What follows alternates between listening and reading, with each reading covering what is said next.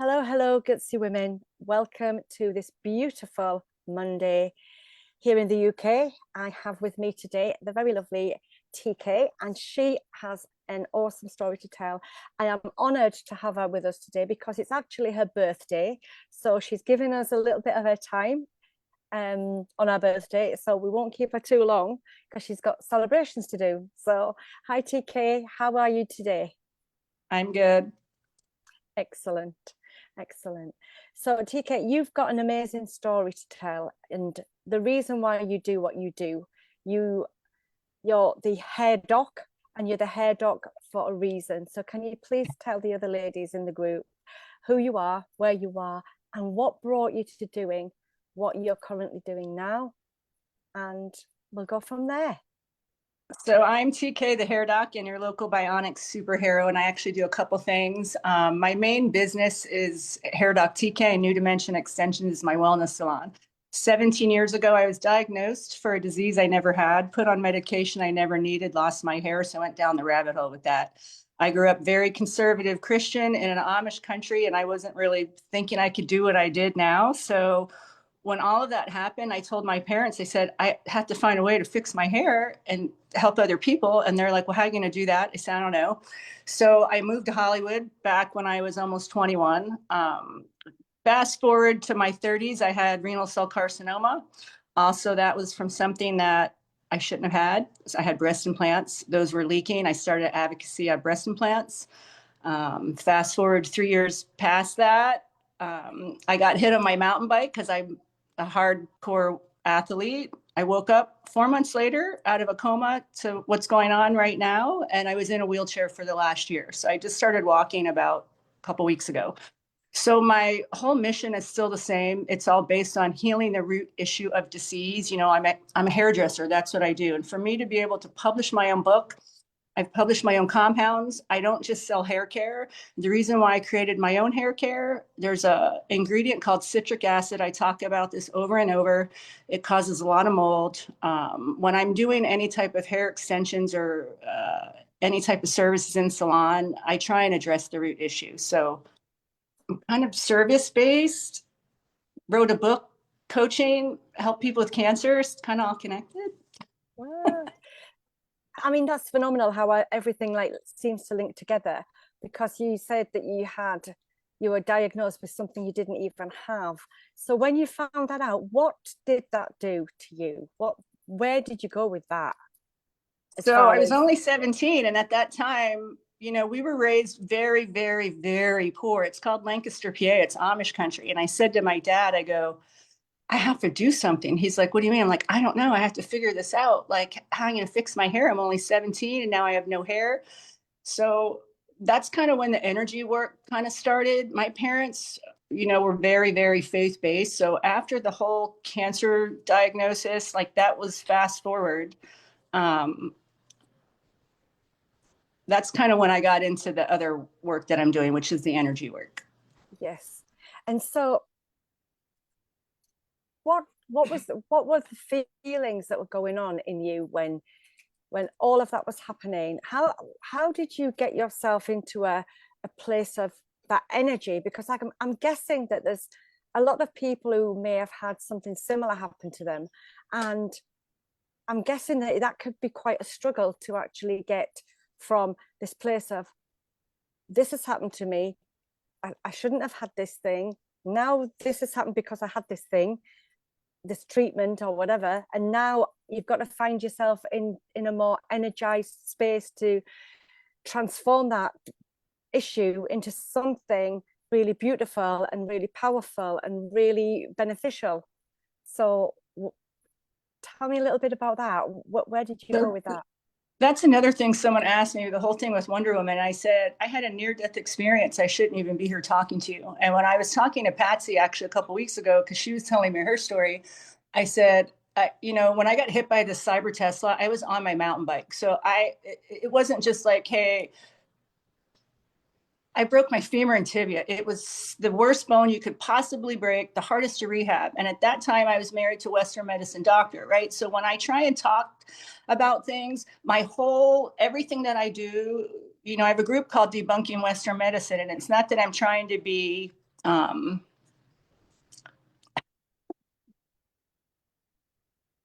15 years ago, when I was diagnosed with renal carcinoma, they said, you have a year to live. I was married to my husband, and I said, did he just say that? And he goes, yeah. And I said, can you tell me, that's gaslighting. Why are you giving me a year to live? He goes, you don't want chemo radiation. I said, well, I don't want to put more poison. I don't even want to be vaccinated. So I don't know what you're asking. He goes, you have a year to live. And I'm like, that's kind of poo-poo for you to say that to someone, right? I was like, what? So at the time, my ex-husband wasn't as open to things he is now. This was quite a whiles back, right? Him and I now actually we're divorced, but we have a business together. We do stem cell healing, right? So he's kind of like getting it. So when they said you have a year to live, I was like, oh my God. So that's when I started my foundation, Superheroes, right? Because for 10 years, if people go on my website, I've been at Ironwood, Bannerwood, I've been to all the cancer centers for the last 10 years. And I'm going, why are we all coming here still? And they're like, what do you mean? I go, well, we still have cancer. Like, I don't understand why we're still coming here to these nonprofits, right? So my nonprofit started out as hair health, hope, and empowerment. But now that I wrote the book about hair loss, it's pretty much a symptom of a deep-rooted issue, right? So I explain to people, cancer is a parasitic infection, and we all have it. How you eat, think, and drink manifest the parasites. That's what happens. So that's all kind of like spin that, right? So 3 years ago, when I got out of the coma, and to the viewers, so you understand, I have a TED Talk, and it's really hard for me to articulate now because of the coma and where the tumor is behind my ear. It's hard for me to say what I'm trying to say, so please bear with me. It's fine. So the Empowerment Foundation more now has turned around to being empowering others to find their own inner hero, which is still mind, body, soul, right? Because if someone has hair loss, I still have to get to the root issue of why do you have hair loss? It's just a symptom. There isn't even any such thing as alopecia. And my book is 15 pages. It's published on Amazon through a publisher, right?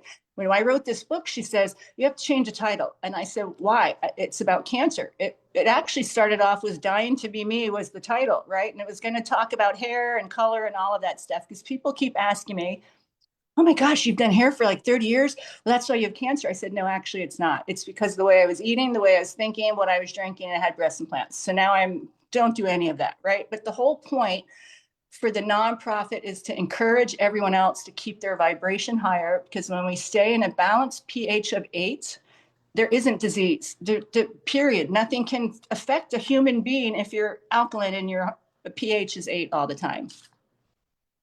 And I can say that for a fact because it's been 15 years. I haven't been sick one time. Since the cancer, I have not been sick one time. Even in the coma, when I woke up, he says to me, again, I got gaslight. He says, TK, you're a vegan. I said, I've been vegan 15 years. I don't want to talk about the mile sheath. I already wrote a book. I have my own compounds. We don't need to eat cows to get B17. We eat CMOS. I mean, it's kind of like all of that, right? And at that time, again, the doctor says, you're never going to walk. I'm like, again? So yes. I got out of the wheelchair and I fixed the cancer. And now I'm trying to help other people do the same. But ideally, I do hair extensions. And when people come to me, I'm in Scottsdale, Arizona. It's almost like Hollywood. So it's like when I lived at the Playboy Mansion and I moved to Arizona, it was to kind of get away from that, right? But apparently the universe still has something that they want me to do, right? So every person that comes to me that wants the hair, I go, how would you like to save money? Get my book. I'll coach you with my products and you don't have to keep doing this. It's such a difficult thing to navigate, I think, for many people, is the medical profession, because it's been part of our lives growing up, you know, for such a long time. And to be able to actually have that, what's the word I want to find? The chutzpah, if you like, to just turn around and say, what? I'm going to prove you wrong.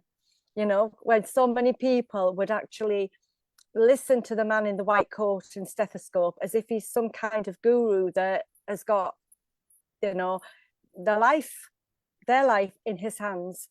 And really, our lives, what I'm hearing from you is our lives are in our hands. Well, that's what I said yesterday. So I've been divorced now for 4 years. My ex-husband is a retired Western medicine podiatrist. 4 years ago, when he divorced me, that was right before the shutdown and before I went on the mountain bike ride, right? So I'm like, okay, but I believe in the universe and everything is for a reason. We create our own reality. I'm the one who manifested the cancer. So if people ask me, why did you have cancer? A couple of reasons. Breast implants were leaking, causing metabolic display, right? But a lot of it was the way I was thinking and the stuff that was going on in my head. But what I'm trying to say is, like, after that mountain bike accident, and when I woke up to that, that was way worse than cancer, right? I'm going, I just have to figure out how I'm just going to get out of this mountain bike. And even at the time, my ex-husband was like, well, you know, Joe Dispenza's your friend. Why don't you talk to him? I'm like, all right, fine. So Joe Dispenza, who's another healer friend of mine, says, TK, use your brain, manifest how to get a wheelchair. And I'm like, okay. So I took his class. It's called the Body Code. It's actually energy work. But that's what, and I'm out of the wheelchair.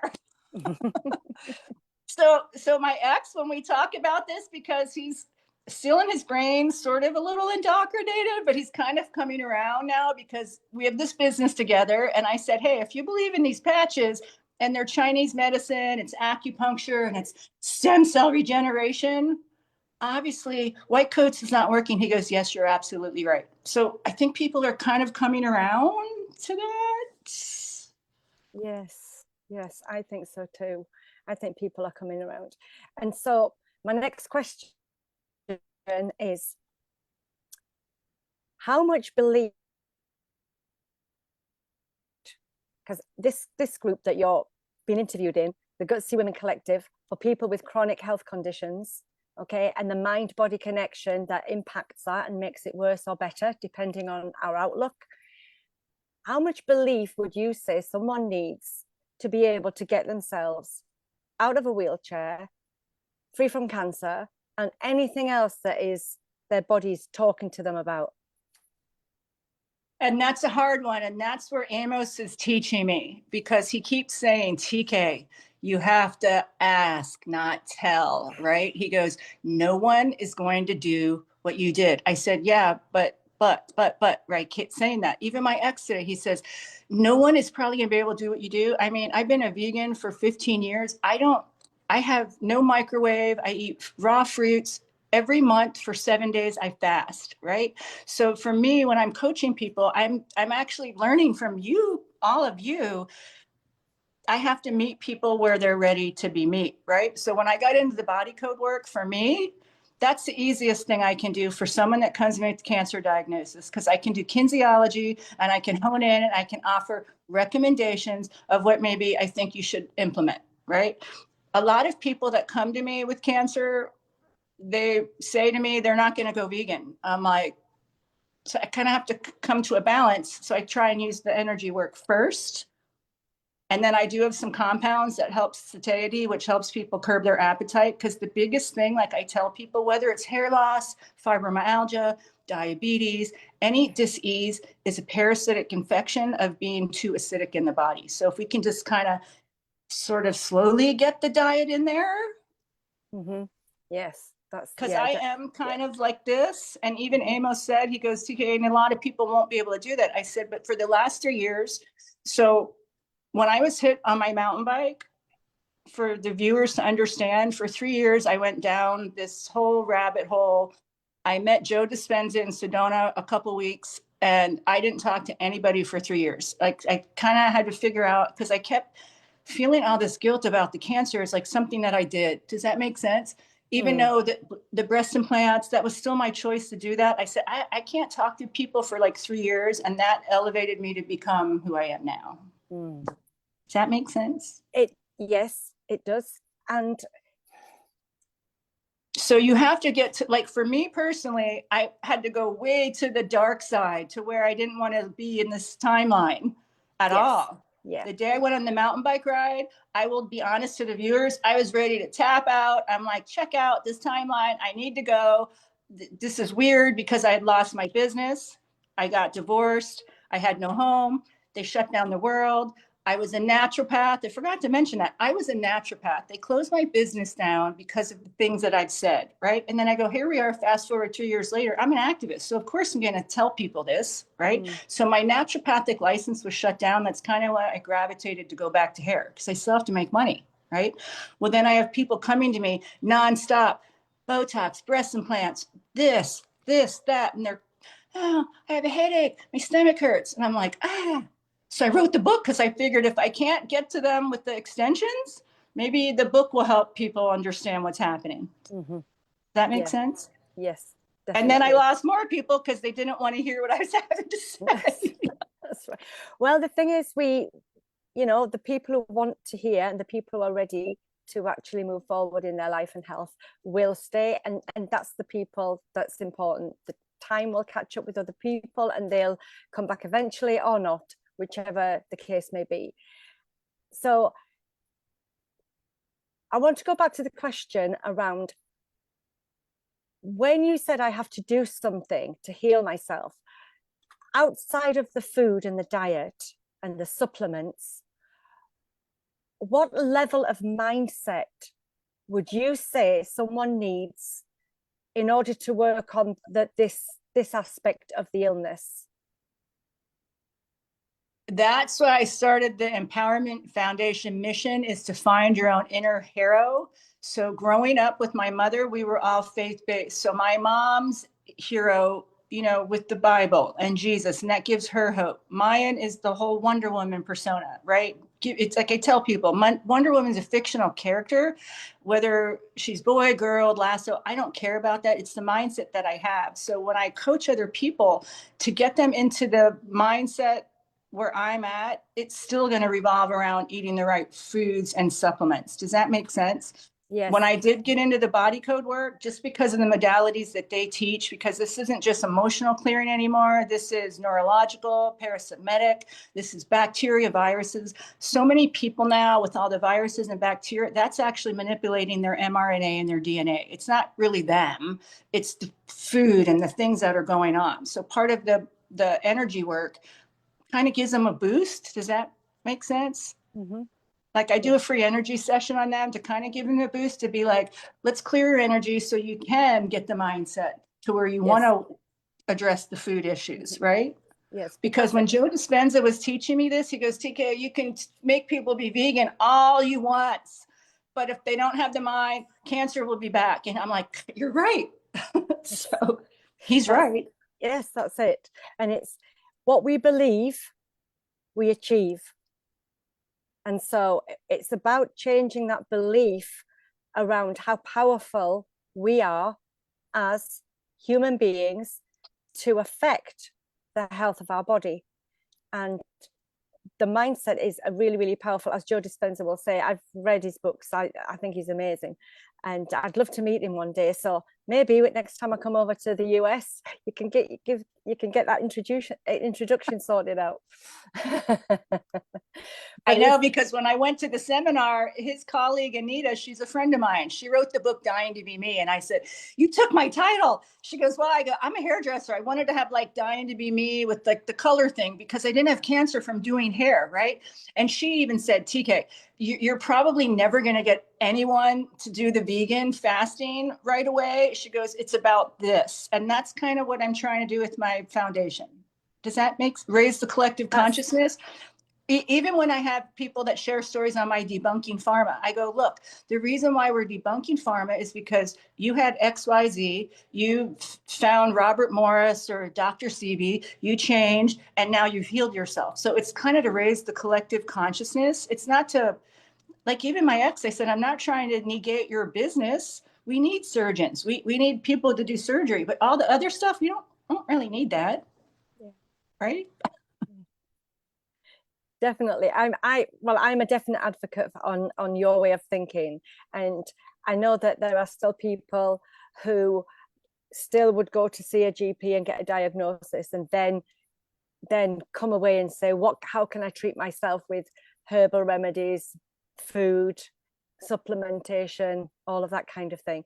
And there are still lots of people who would go, this has been around for a long time, and doctor knows best. So there's it's kind of a mountain that we have to climb still, I think, with a lot of this natural remedies and alternative ways of thinking and understanding how our body works. So I'm so pleased that you're in the world and you're doing the work that you do, because the more people that think and feel and prove without question that that way of living and healing and staying well works, the more people will begin to come on board with that. So well, and that's what I was telling Cecily yesterday, because she's like, TK, you're so passionate with the cancer thing. I said, literally, I could cure people in 6 months. She goes, yeah, but they're not where you're at, right? She goes, you have to change your thinking, because that's what we were talking about with my group yesterday. And even Amos, he goes, why did you write the book? I said, so people don't spend $400 to get their hair done every 3 months by me. And he goes, okay, but really the book is for you. And I was like, what? And it wasn't making sense what he said. But even in my practice in my salon, because I do extensions mainly, and in the book it says why, I teach people to not blow dry their hair, to use boar bristle brushes, to use satin pillowcases. I created my own tool. So I teach other salons how to do extensions holistically so they don't get carpal tunnel. I made my own applicators. They're copper. Why? Chelation therapy. Everything that I do in the salon is for chelation therapy and to raise the vibration and to help people not keep spending the money that they're spending. I realize, like, where I'm at now, it's a placebo for people with the hair, so they're probably going to do it. But in a year, if people listen and follow what I say, they wouldn't have to wear it anymore. Yes, that's true. Yeah, definitely. TK, you're an absolute powerhouse of ideas and testimony and success stories, and and you have great hair, by the way. Oh, thank you. Thank you so much. Yes, I know you do. Look at your bangs. I cut it myself. They're thick. Oh, do you know what I call this? I call this Frotox. Oh, yeah. Frotox, because you don't want to see what's underneath it. Oh, yeah. I've got a few lines myself, dear. A few lines myself. Do you know what? It's been a joy and a pleasure and an honor to have you on, TK. Thank you so much for sharing your story, sharing your philosophy on healing and health and nurturing the body. Thank you so much. I'm sure that some of the ladies in the group will really find everything you've said either a surprise, pleasant surprise, a shock, or whatever, but very, very beneficial no matter what. So thank you very much indeed for your time. And I want to wish you a superb happy birthday, and thank you. Go and spend it with people you love, doing something you love, and enjoying the rest of your day. I appreciate your time. Oh, you're welcome. You're so welcome. Right, I'm going to end the live stream and just say to all the audience watching in the group, please connect with TK. Anything that's resonated with you, any questions that you might have, just connect with her. She's absolutely wonderful person, and she's in the group, so she's not hard to find, and she'll put some of her details into the group, and I will show you where you can find those. Okay, let me end this live stream. We'll have a little quick chat. Thank you, everyone. Bye. See you all later.